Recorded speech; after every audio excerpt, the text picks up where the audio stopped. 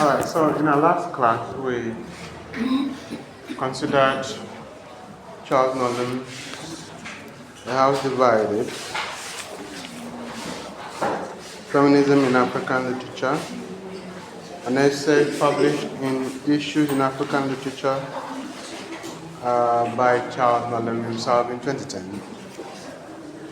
And we stopped at the point and we raised the issue of the preserve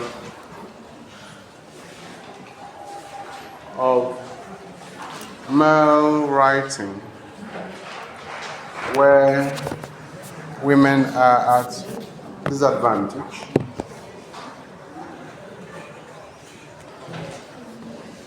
And we said that whenever a group of people or even a person has the opportunity to write, the person always writes, or that set of people always write to represent themselves in good light and to represent their enemies in bad light, or people they don't like. Because in writing there's the self and there's the other.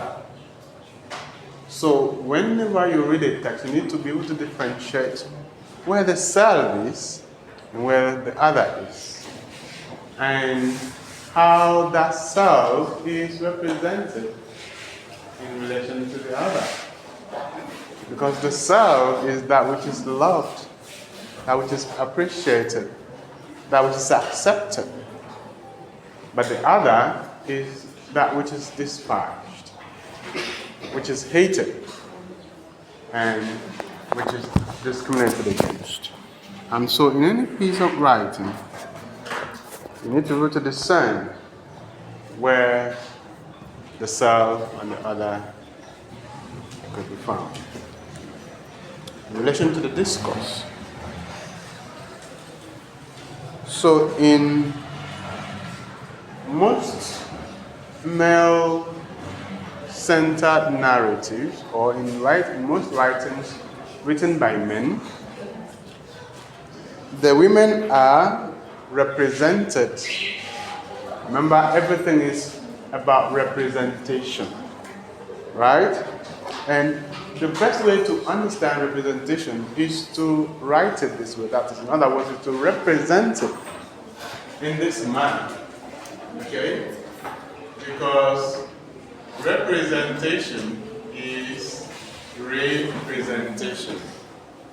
Representation is representation.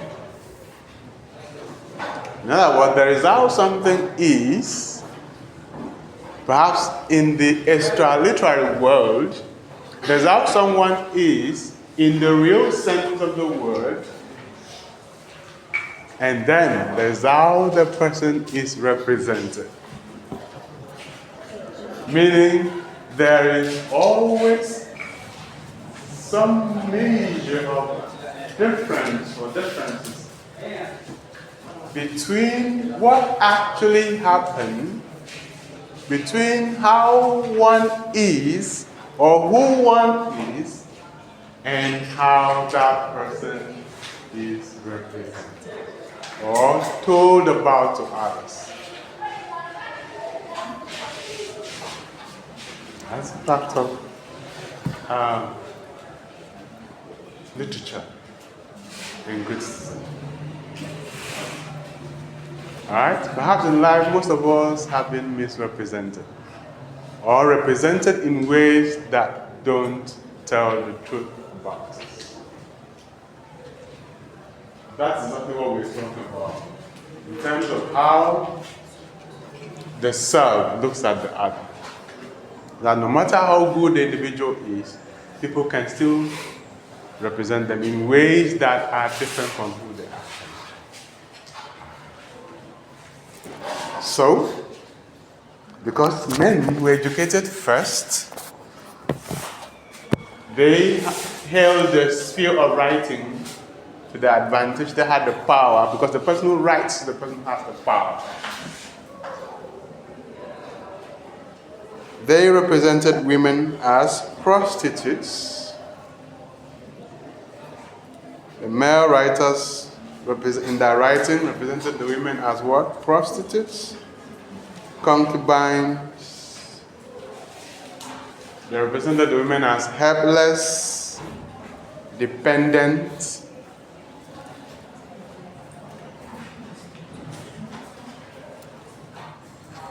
dangerous. No, we represent as dangerous.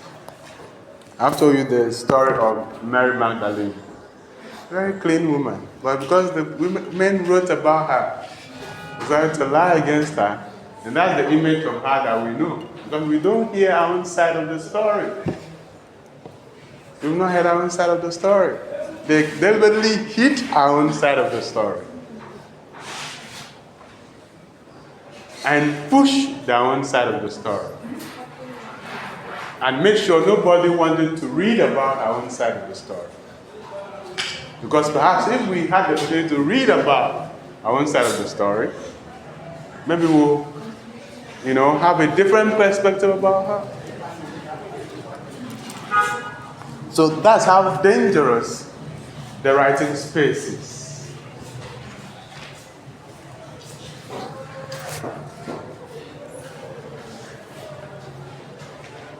That the person who tells the story is the person who has the power.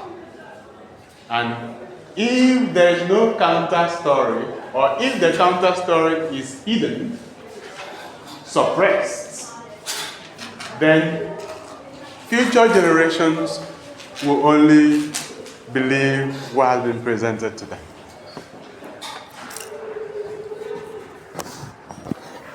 And that's why people have said that when you listen to the story, the version of God's version of the story, it's also important to listen up to the Satan's version. All right? Yes. Because it is by listening to Satan's version, they also know who was wrong and who was right. But as long as you listen to only one version, something is wrong somewhere. Okay? Good.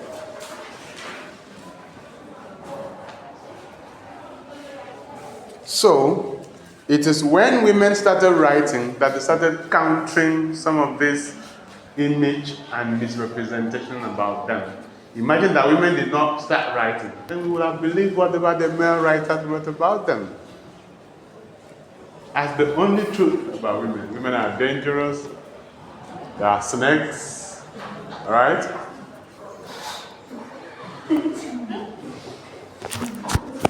In fact, we have a meme. Where the woman is lying on the grass and there's a snake beside her. And somebody says that the snake should be very careful. Right? The snake should be very, very careful.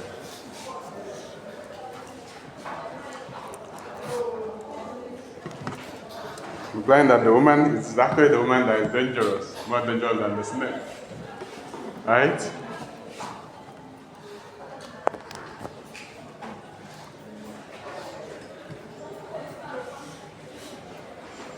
So it was when the female writers began writing that they started countering the views by male writers about them.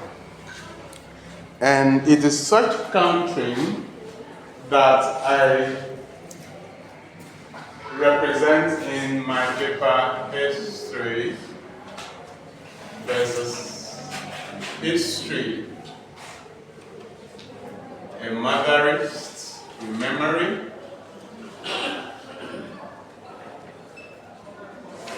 in Ezebo's The Last of the Strong Ones,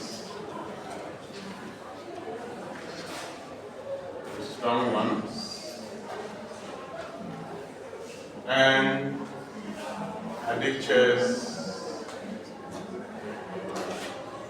Out of the Ulysses.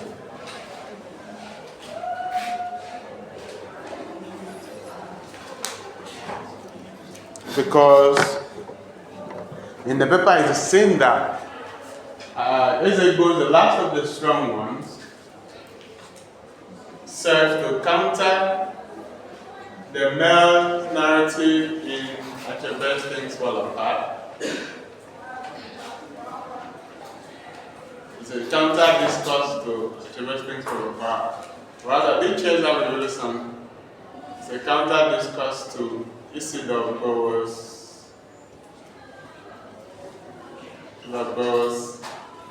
The Last Duty. The Last Duty. So you can see that Isidore Bower's The Last Duty is a male narrative, whereas the teachers have a relation as a female narrative. Things Fall Apart is a male narrative. The Last of the Strong One is a female narrative. Okay? And in this text, history and history battle as discourses. So, battle is not when human beings punch each other or shoot more. Right? The greatest battle are in the realm of ideology. The greatest battles exist at the level of ideology, in the realm of ideology. Because even before that physical battle takes place, there has to be an ideology that undergirds it, something that makes them a view, an idea, right? A philosophy that instigates them to fight. So, that.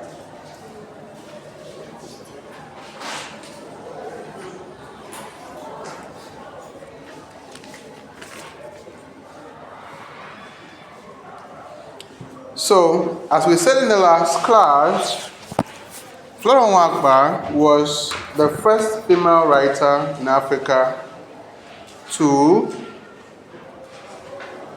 counter the patriarchal perception of women in male narrative. Okay? In fact, we call her the mother of African literature.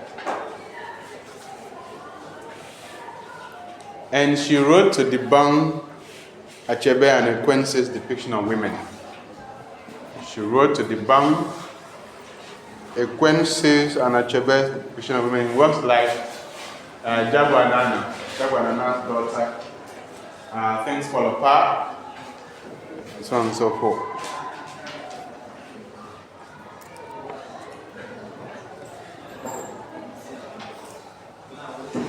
So you note that every writer battles problems that are relevant to them in that time. For instance, when Achebe wrote, Achebe was mostly interested in fighting against the colonial masters. Right? In doing that, he left marks in the text that suggested the oppression of women. And that is what Flora Nwakpa writes to counter.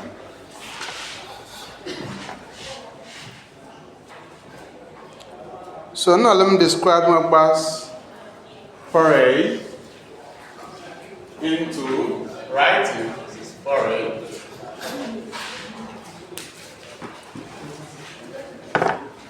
Nnolim describes Nwakpa's foray into gender criticism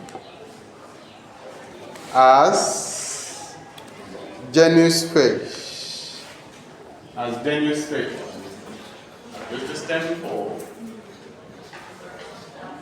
As confused. Genu's faith. Confused.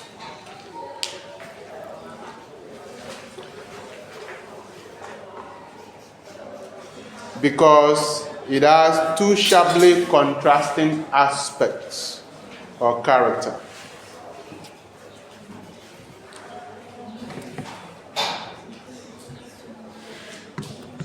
It has two sharply contrasting aspects or character. And they are tentative and faltering. Tentative negative and positive, tentative and positive.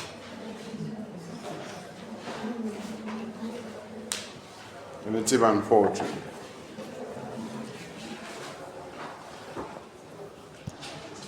In her efuru and idu, in her efuru and idu,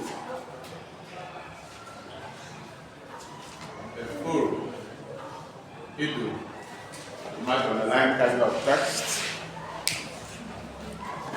Mwakba's women are superheroines. Mwakba's women are superheroines.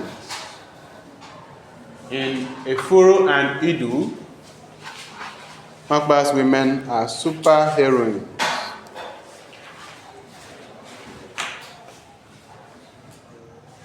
But they are trapped by their own desires. But they are trapped by their own desires. But they are trapped by their own desires. Like marriage. Like marriage and childbearing.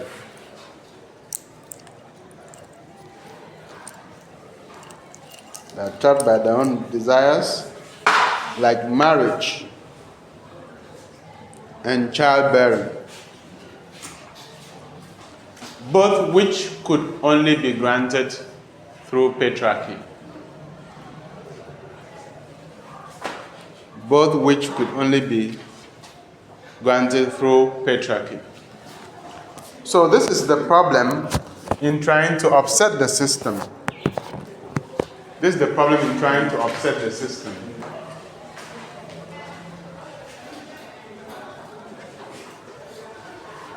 Especially patriarchy, because if one is not careful, one can also end up destroying oneself.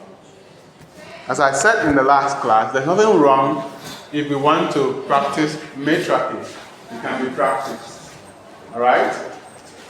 But to subscribe to patriarchy and still want to achieve things that are contrary to patriarchy is an aberration. There's bound to be accidents, there are bound to be problems. Okay? So I think that is why most African feminists trade carefully. I haven't seen the backlash of trying to import and practice Western feminism wholesale on the continent. And remember, it all begins with the realization that you are working against a system, not the dominance of individual men, not the aggression of individual men, not the oppression by individual men. And so when you understand that you're working against a system, then you'll be more practical, more realistic, and more calculated in your approach to things, to issues. To avoid making mistakes. So the superheroes in this world, they want to be independent, have their own money, but be equal to men, or even be higher than men. But they are still trapped by desires that will lead them back to men. That is the problem. Especially in institutions that we have agreed that men should be the head and not the tail. Like marriage and family life. Okay?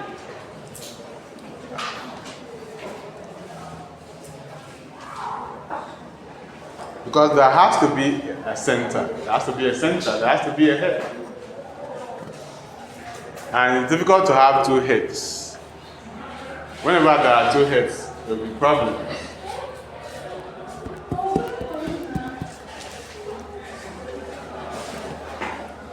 So I think that feminism should be more about women being able to negotiate the bends of patriarchy so that they can survive well in society, not overthrowing patriarchy, because to do that means changing a whole lot of things.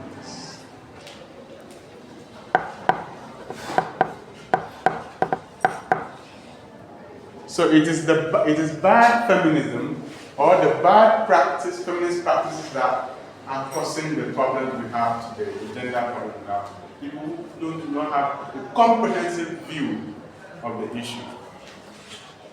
Simply shouting slogans and ideology, and they don't know how it begins and ends and continues.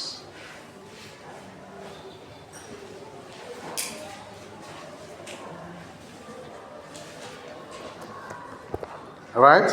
That's why most of the feminists that we know who come out and try to motivate the women to be independent, right? They just come out and say, women, we are equal to men. You need to be powerful. You need to be strong. Stand against this man. When they go back to the house, they are very humble to their husbands. You know, they'll go back and say, me, what would you like to eat today? But you have been deceived. And then you go back and then you scatter your home. Well, they're still in that. So you have to really know what you want. Understand that you are working in a system and there is a price to pay for upsetting the system. If you are ready to pay the price, fine. If not, you need to be wise. Otherwise, you will learn. You learn the hard way. Okay? All right, you will cry. You will cry. Right? Because I know it's the last comment. Right? I know it's the last comment.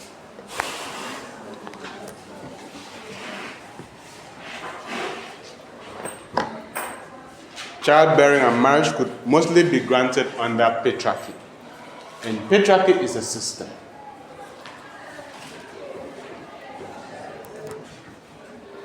So these heroines are depicted as barren. Most of our heroines are depicted as barren and often child hungry.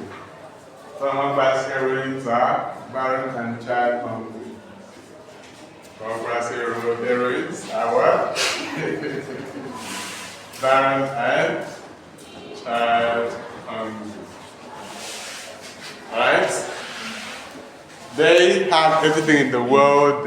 They succeed at business. They have money. They don't have children. And they want to have children. So that's barren and child hungry. In attempting to upset the system, Florence represents most of the men as debased, poor, irresponsible, and improvident. A bit to upset the system. This is what Charles Nnolim said. Not my words, okay?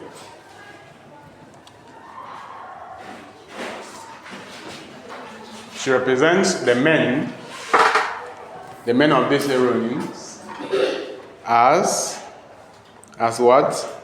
Debased, not good for anything, good for nothing men. Right?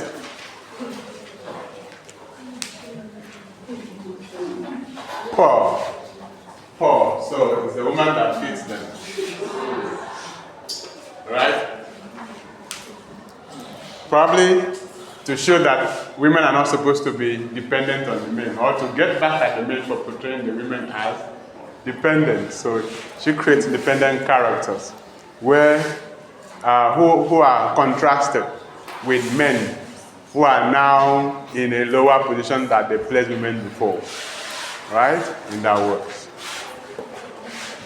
So the men are poor so that they will be fed by the women. Most of them are irresponsible. Like those ones that normally come home on all fours. Those men that come home on all fours. Alright? They will go on, they will go out with their 2 legs, but when they're coming back, they crawl. They crawl back like a crab. Right? Irresponsible. And improvident, right?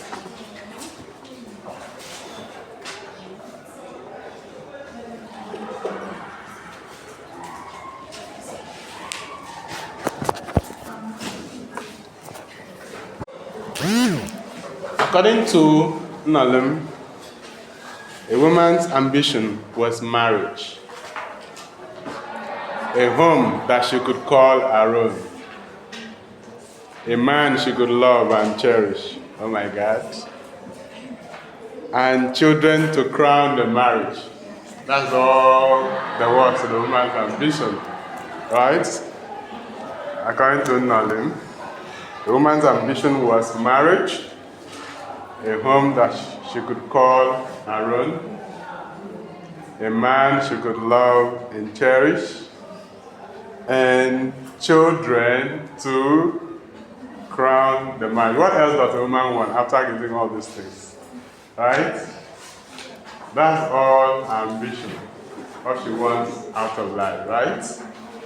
Nothing more, nothing less. Okay, so let's take that again. The woman's ambition was marriage. Whatever the woman does, if there's no marriage in it, then she doesn't feel successful. Right? Am I speaking the men or women? Alright. So a woman's ambition was marriage, a home that she could call her own, a man she could love and cherish, and children to crown the marriage. Right? This quote is taken from One Is Enough. One is enough.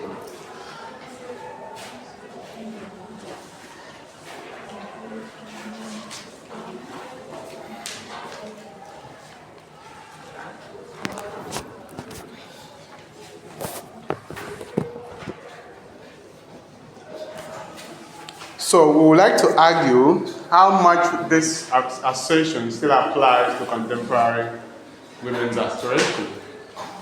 Is it true that no matter how much the woman has achieved in politics, in career, in social status and all of that, if these things are not in the picture, she's not a complete woman? Is it true?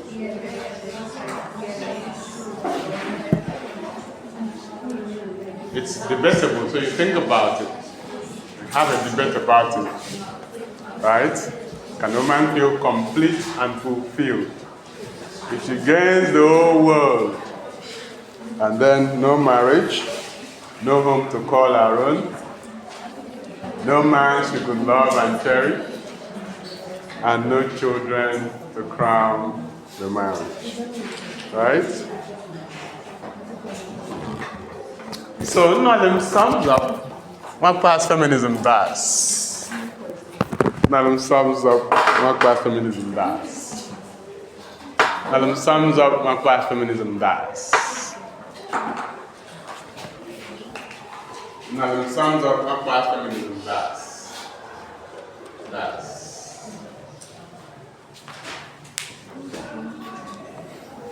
She allows complete separation of male and female.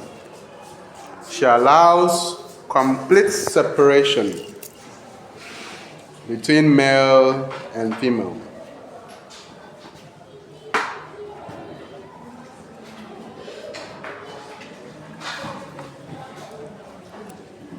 She is rebellious.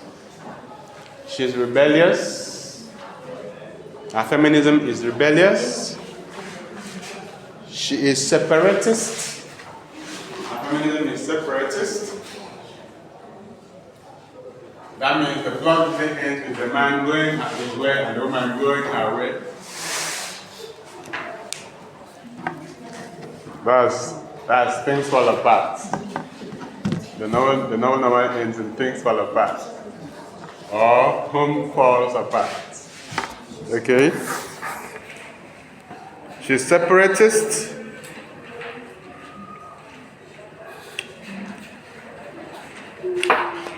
So she encourages rebellious, separatist, independent tendencies in her heroines. Mwakwa encourages rebellious, separatist, and independent tendencies in her heroines.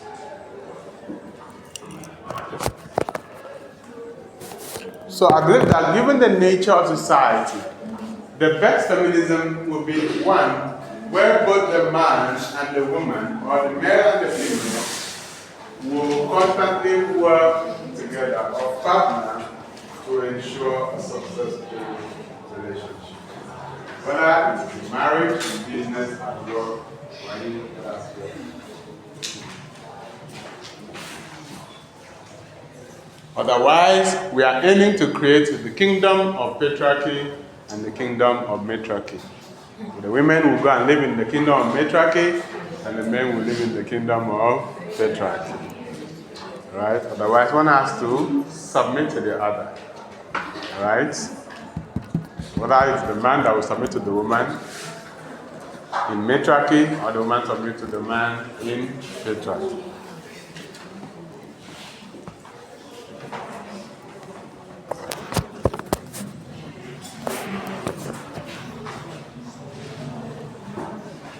This is because equality mostly sounds good at the level of ideology. Equality mostly sounds good at the level of ideology. Or in ideal terms. You just say that all human beings are equal. Of course, that's what the laws of society say. They say nobody's above the law. Nobody's equal to the law until we get to practice.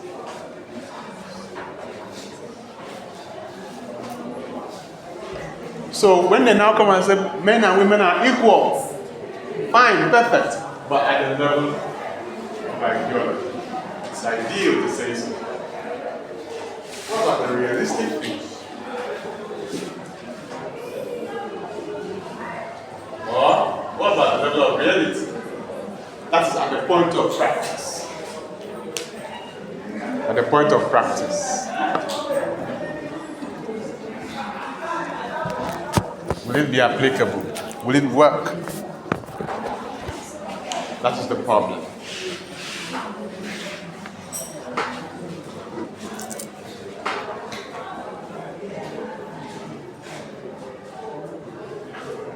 Because my observation is, even in the Western world, where the gender equality is practiced, where we preach that the man and the woman are equal, discourses are emerging to show how men are suffering in Western countries.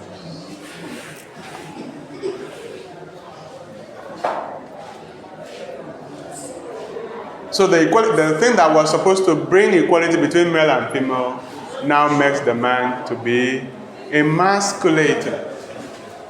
Makes the man to be what? In trying to practice equality, the men have lost their manhood. And they just live as nobodies.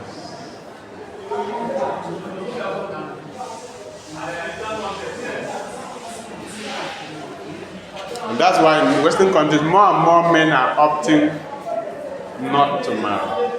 Because they suffer more oppression in marriage.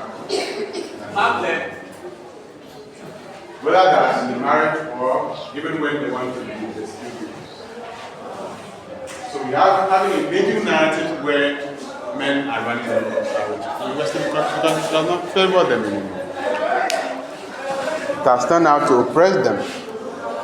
Because the systems tend to favor women more. And sometimes even when some of them come back to Nigeria and carry women there, they will radicalize her. 2 weeks, her brain will bust. Alright? Look like as if she's been smoking marijuana. So this is not Nigeria. This is not Nigeria. Right?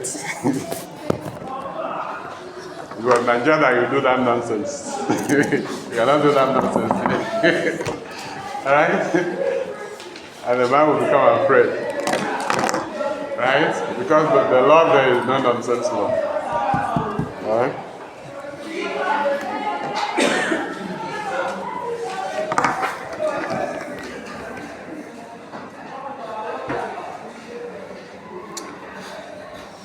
So Nnolim explains,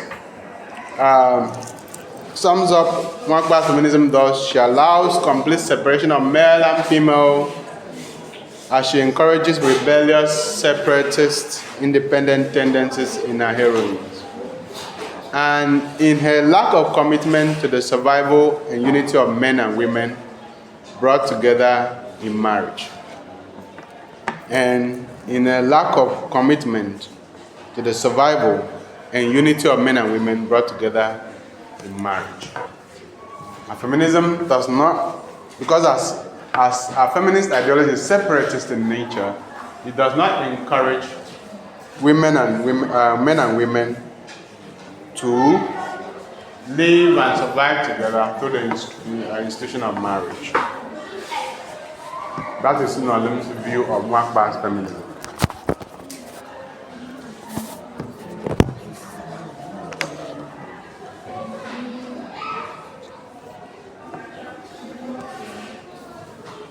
So Nnolim goes on to explain Nwakpa's womanism does.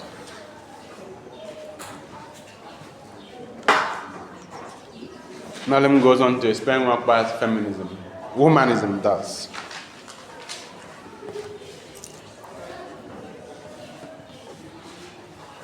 Nnolim goes on to explain Nwakpa's womanism does. Her womanism then consists in her denying her heroines complete emotional independence from their men.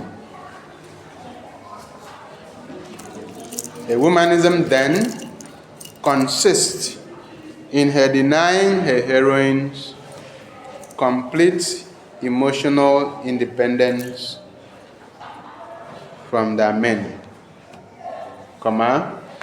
in her unquestioning apportionment of culpability for infertility to most of her heroines,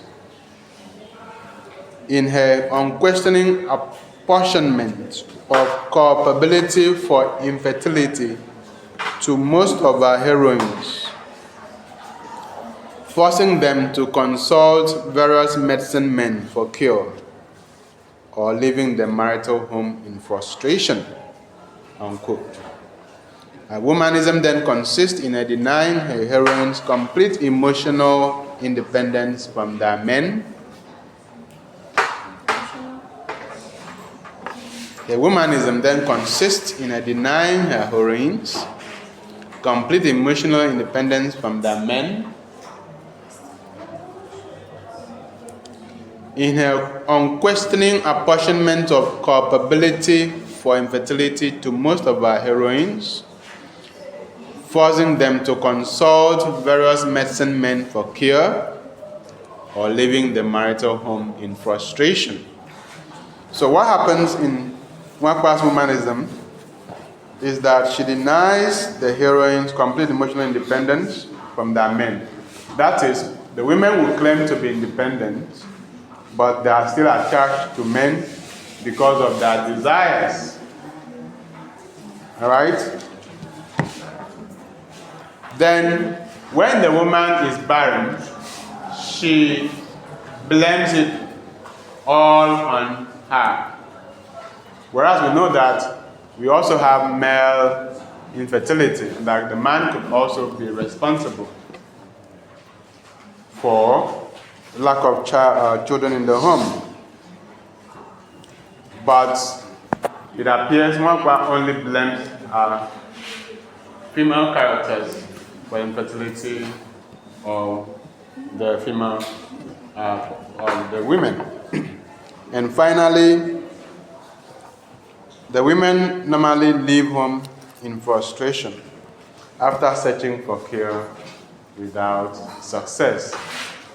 In modern understanding of infertility, it's both the man and the woman that are supposed to search for cure, at least to know where the problem comes from. Because not all the time that the problem comes from the woman.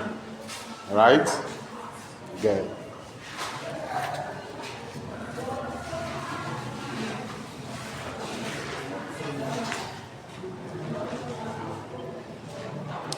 Then Nnolim also talks about Buchi Emecheta. Nnolim talks about Buchi Emecheta's feminism.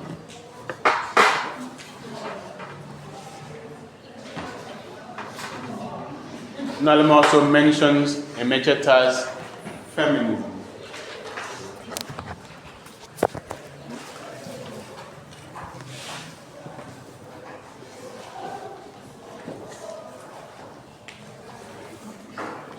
According to Nnolim, Emecheta throws all ladylike decorum to the winds and carries personal grudge to the point of nausea. That is, she's vindictive in her feminism. She's vindictive toward the men. According to Nnolim, Emecheta is vindictive in her feminism towards the men.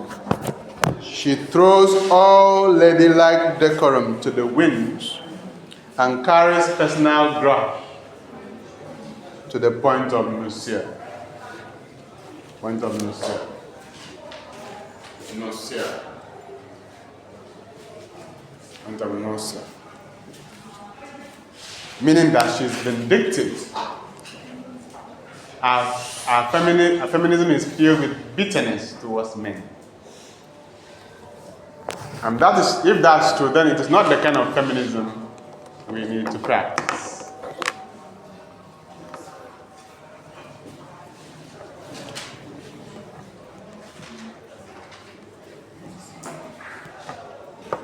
This is seen in our portrayal of Francis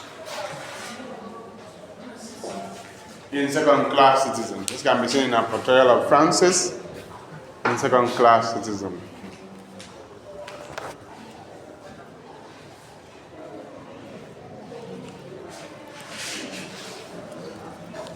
Remember that Second Class Citizen by Buchi Emecheta is an autobiographical novel.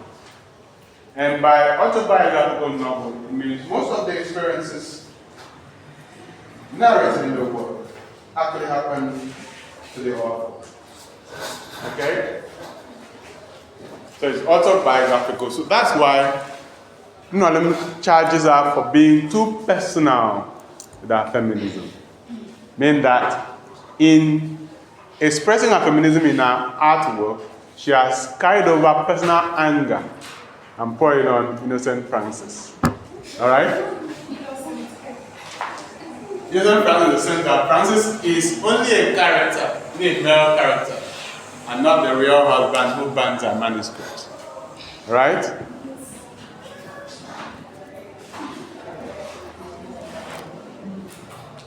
Francis is not the real husband who burns her manuscript.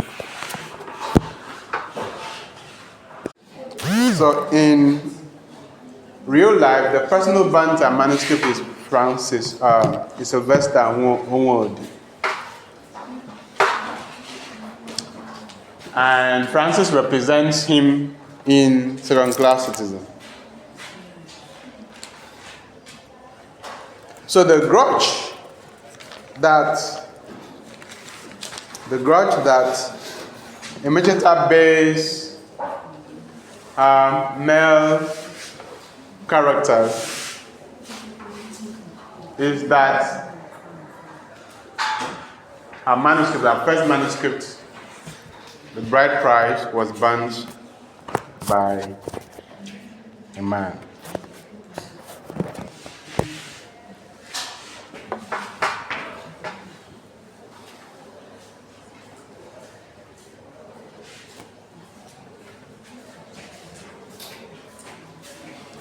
So as far as Emecheta is concerned, the man is to blame for the woman's problem.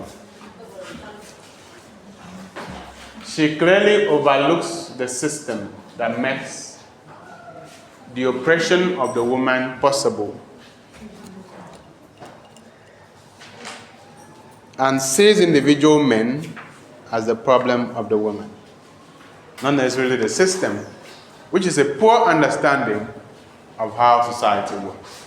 Society works based on systems and not necessarily based on individual action. But we want to see how individual actions play into the system that we operate in. That's when you have a comprehensive understanding of how things work.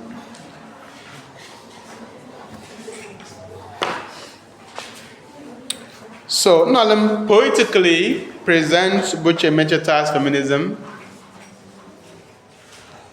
themes, subject matter, thus. You don't need to write, just listen to the poetry. Wicked men have kept fallen women in the ditch. That was the ditch was published in 1972. Made her second-class citizen, 1974. A woman whose worth is measured by the bride price, 1976. Or just merely the slave girl, 1977. Ironically, experiencing the joys of motherhood, 1979. And made to bear the double yoke, 1981. I think that will be all. Let me take it again. Wicked men, you can write. It's nice if you can write. Wicked men have kept forlorn women in the ditch, 1972. Made her a second-class citizen, 1974. A woman whose worth is measured by the bride price, 1976. Or just merely the slave girl, 1979. And made to bear the double yoke, 1981. Okay, I'll take it for the last time. Wicked men have kept forlorn women in the ditch, 1972. Forlorn women in the ditch. In the ditch, 1972.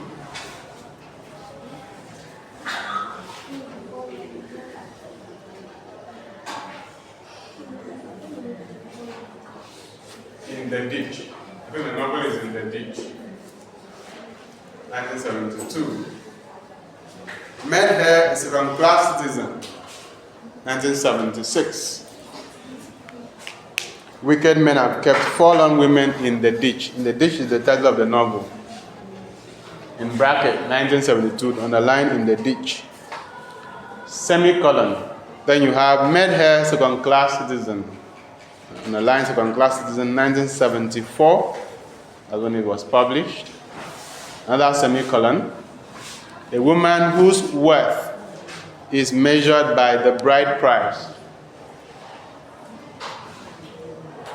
1976. Semicolon.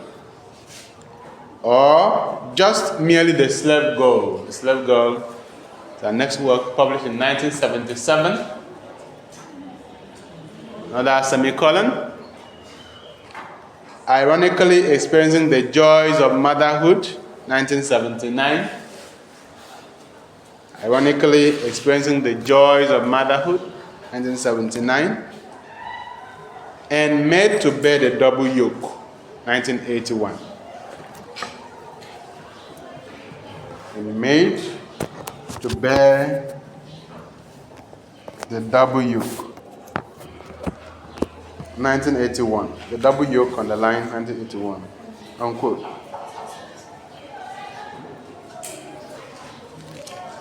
Nnolim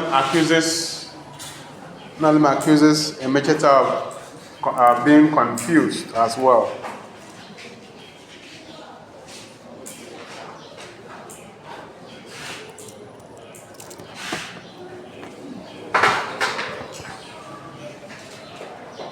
Emecheta blames women, but her female characters are still confused. Only Ada, in second-class citizen, is allowed to be a successful woman and rise above her oppression. Her other heroines succumb to patriarchy and its wiles. Only Ada, in second-class citizen, is allowed to be a successful woman and rise above her oppression. Her other heroines succumb to patriarchy and the wiles of patriarchy. The wiles of patriarchy. These are the spell wiles, and the tricks, and its wiles. Patriarchy and its wiles.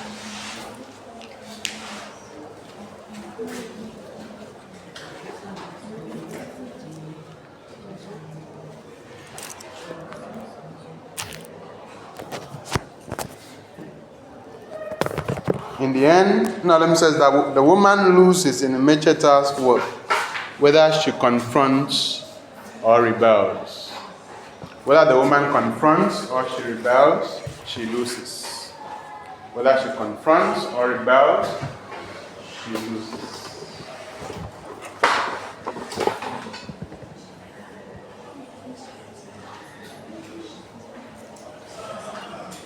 In joys of motherhood,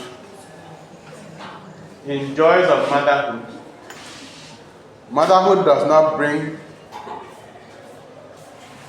no ego, lasting happiness. In joys of motherhood does not bring no ego,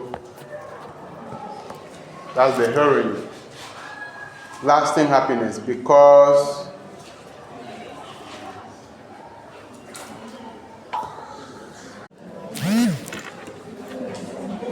according to her, if you don't have children, the longing for them will kill you. And if you do, the worrying over them will kill you. In joys of motherhood does not bring no ego, lasting happiness. Because according to her, if you don't have children, the longing for them will kill you. And if you do, the worrying over them will still kill you. Right?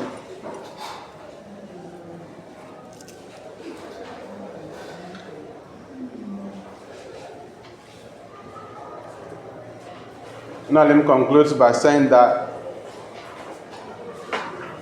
Buche Emecheta insists on recriminations and acrimony, not reconciliation. She insists on divorce, not unity, hatred, not love. That's how he sums up her feminism. In the end, Nnolim says that Buche Emecheta insists on recrimination and acrimony, not reconciliation. She insists on divorce, not unity. Hatred, not love. Insist on hatred, not love. That's how Nnolim views Emecheta's feminism.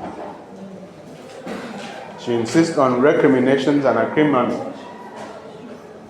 not reconciliation. Because the best way to resolve the problem is for the woman and the man to resolve their differences and then continue in the relationship. But this is not likely in Emecheta's feminism, because even in second-class citizen, the novel ends in divorce. Okay? She divorces Francis. And she sees divorce as the route, the easiest route to freedom for the woman, to her independence. So Buche Mecheta insists on recriminations and acrimony, not reconciliation, divorce, not unity, hatred, not love. And then he zeroes in on Mariam Abba. Next, Nnolim talks about Mariam Abba's feminism. I hope you know Mariam Abba. Yeah.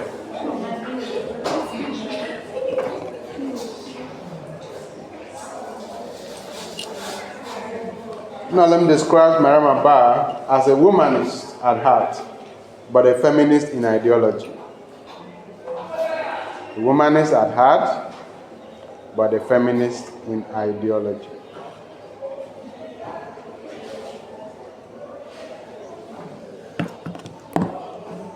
A womanist at heart, but a feminist in ideology. Her feminist vision is marked by ambivalence. Her feminist vision is marked by ambivalence. Her feminist vision is marked by ambivalence.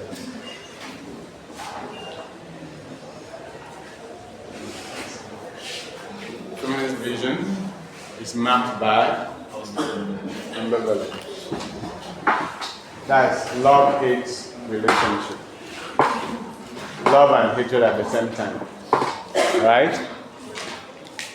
The feeling of two contrary feelings or emotions at the same time.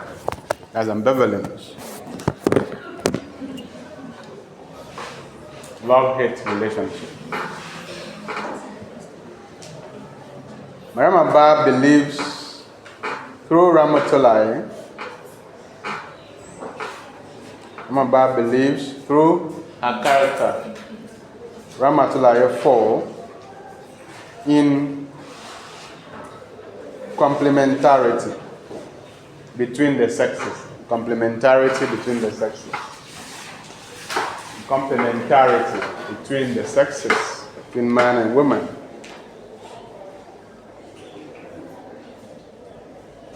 Complementarity is the idea that the man and the woman complement each other, and that it's difficult for one to do without the other.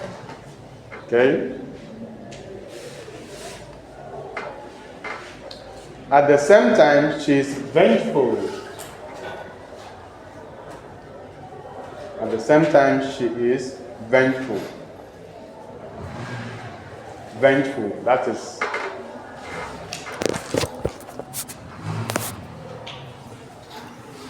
encourages revenge.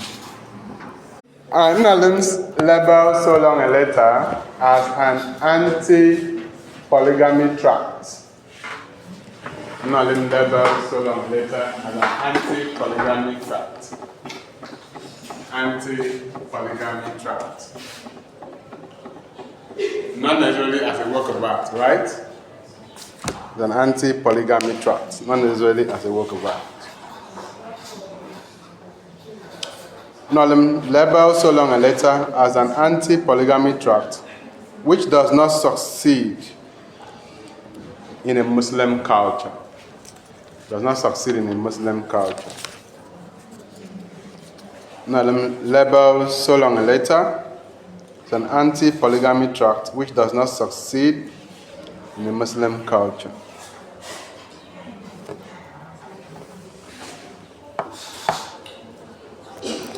Because in Muslim societies, or in Muslim culture, polygamy is entrenched. So the kind of feminism that will not allow polygamy will not work in that space. There's bound to be conflict, right? And we must understand that most of the problems that we have, gender problems that we have in Africa, is because of the importation of feminist values that do not align with traditional values. Right? That's where the conflict is. She paints Modufall and Maldovar as devils incarnate. That's the male characters in the major male characters in the novel. In So Long a Letter, Modufall and Maldovar as male incarnate. Oh, sorry, as devil incarnate. Devils incarnate. As devil incarnate. So when we'll be studying So Long a Letter, we'll see how much this is true in the novel. Then let's also look at Tessa Oweme's feminism according to Nnolim. Tessa Oweme's feminism according to Nnolim.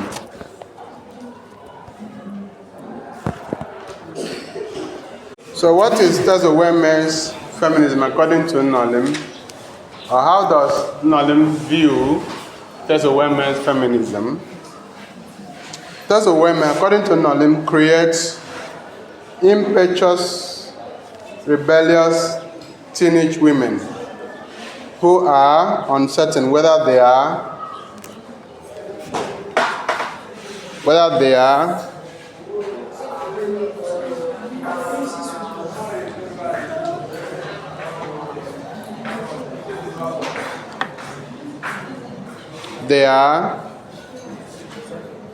headed or guilty as hell.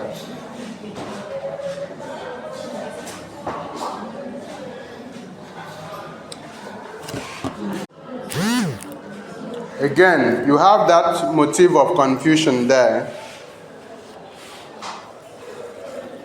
in the work.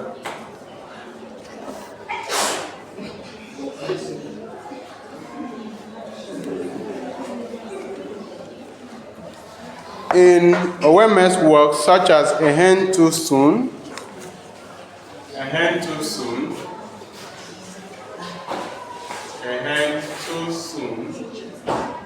and The Broken Calabash,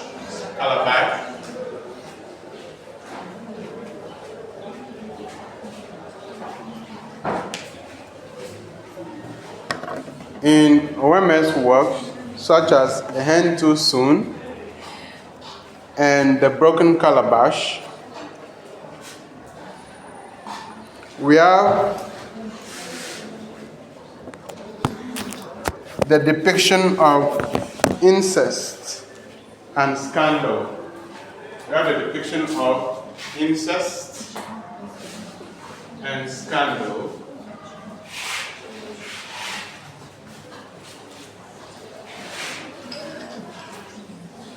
which are not worthy of emulation. Which are not worthy of emulation. Which are not worthy of emulation. Another thing is that guilty characters in this work go unpunished. So our works are not exemplary. That's what Nnolim is trying to say. Our works are not exemplary.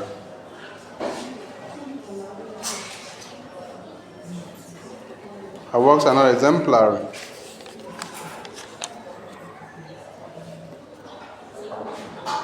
We have a depiction of incest and scandal, and the guilty characters normally go unpunished. Nnolim describes Oweme's feminism as unprincipled. Nnolim describes Oweme's feminism as unprincipled,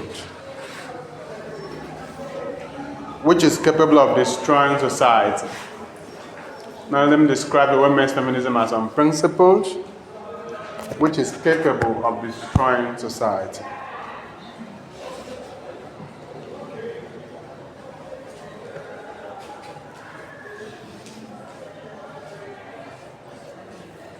Then there are those feminists who come after women,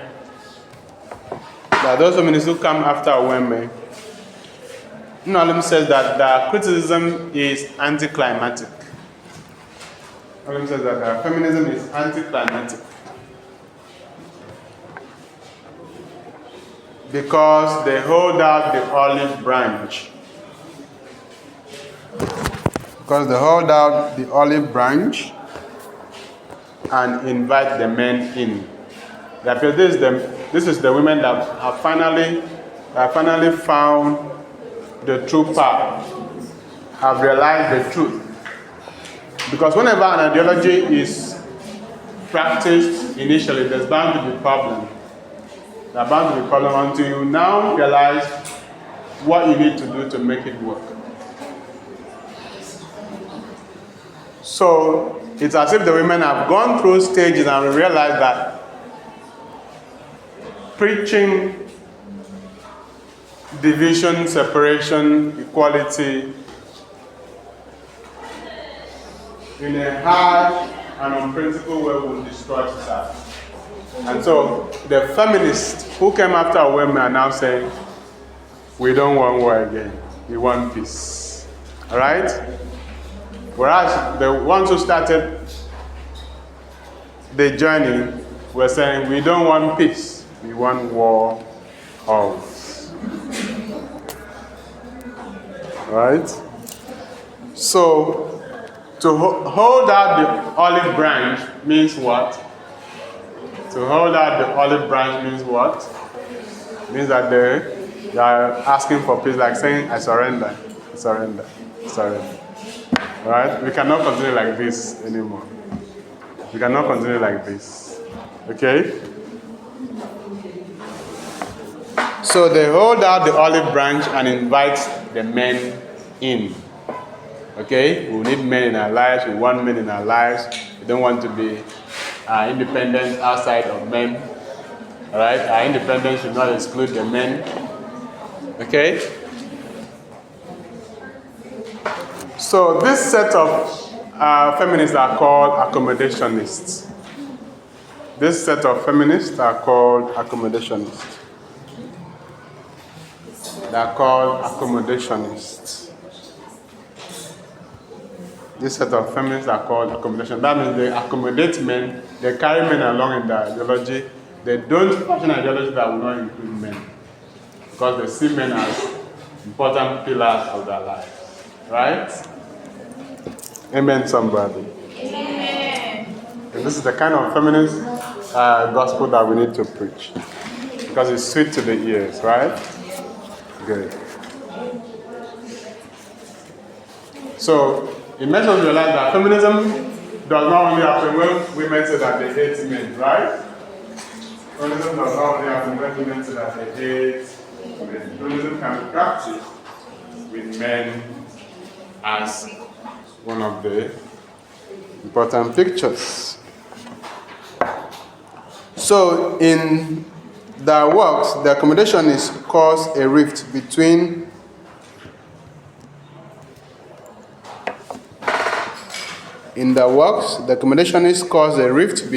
the works of the accommodationists, Zainab Alkalis, the stillborn, Ifeoma Okoye's Behind the Clouds, Ellen Obiageli's Ebu, My Love. Nnolim sees the accommodationist path as the only path to take. Oh my God. So Nnolim subscribes to the path of accommodationist. Because we have men and women as important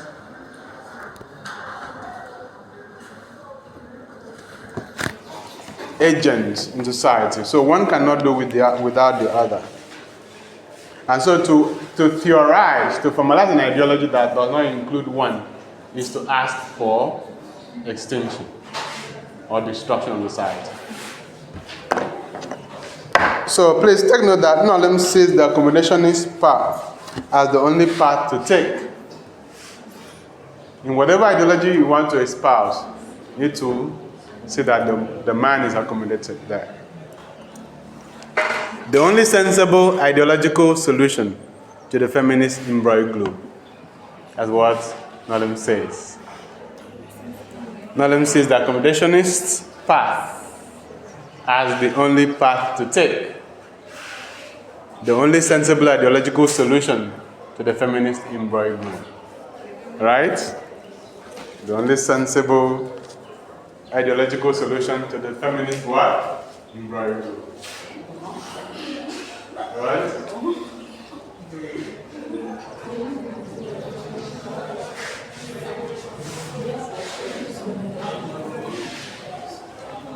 Nnolim sees the accommodationist path as the only path to take. The only sensible ideological solution to the feminist imbroglio.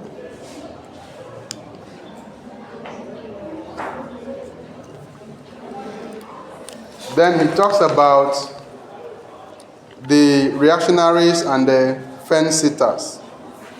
Talks about the reactionaries and the fence-sitters. The reactionaries and the fence-sitters. And the fence-sitters.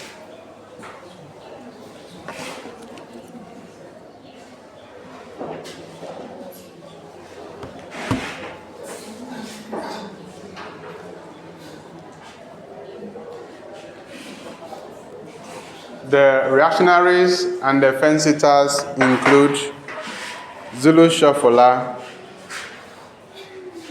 Catherine Acholonu, Mabel Shogun, Adara Olasi, and Rebecca Njau.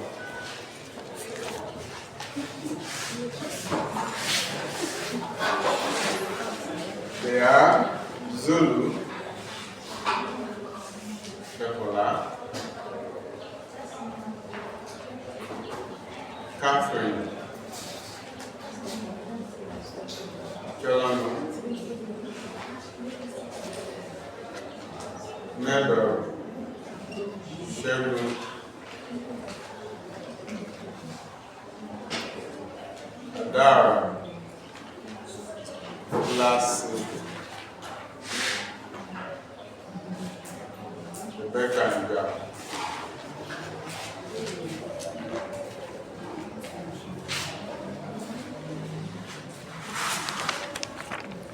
Okay, and so this is where we bring our discussion on Charles Nnolim Sedao divided to an end.